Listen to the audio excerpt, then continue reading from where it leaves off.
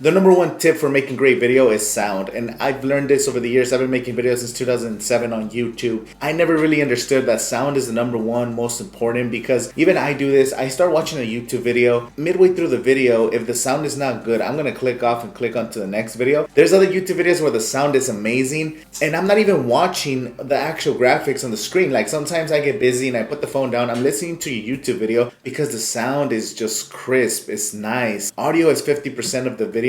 So if you're not providing some quality audio, then there's a lot of great ways to get audio these days. You could get your headphone jacks. You could use a Rode microphone like I'm using there. You could get some portable microphones like a Deer mic. There's a lot of different options you guys could go with. But number one is definitely audio. The second tip I have for you guys is not actually having some amazing lenses or great gear or the best recording device. It's actually lighting. If you're not lighting your subjects properly, you're gonna get terrible looking footage.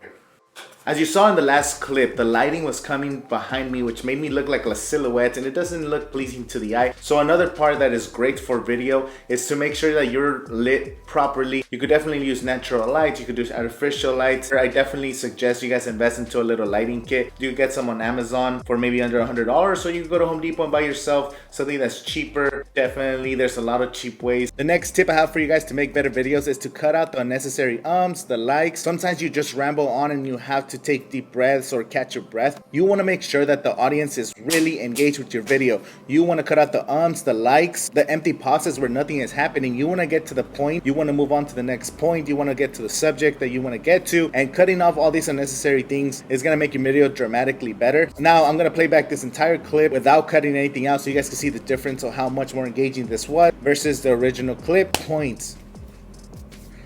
When your audience is watching your video, you want to make sure that the audience is really engaged with your video. You want to cut out the the likes,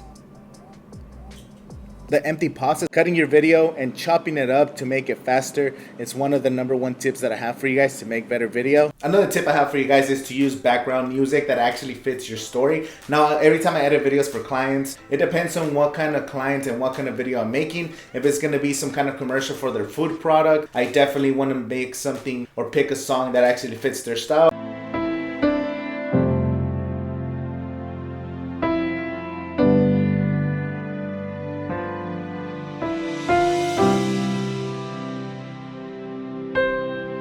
Life is good, but it can be better.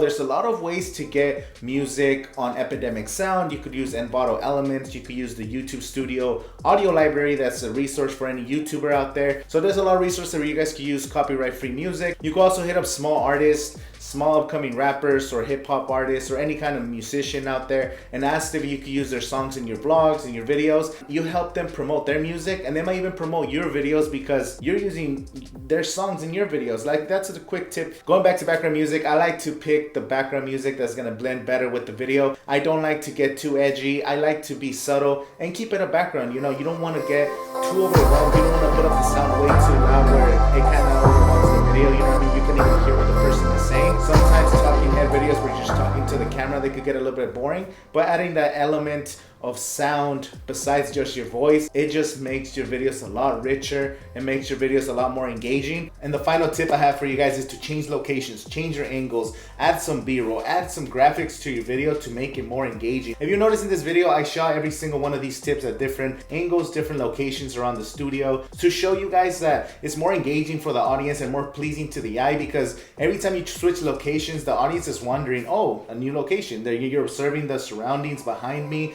You're wondering what's going on, and you're more engaged into what I'm actually saying. But thank you guys for watching. My name's Angel, and I'll see you guys in the next one.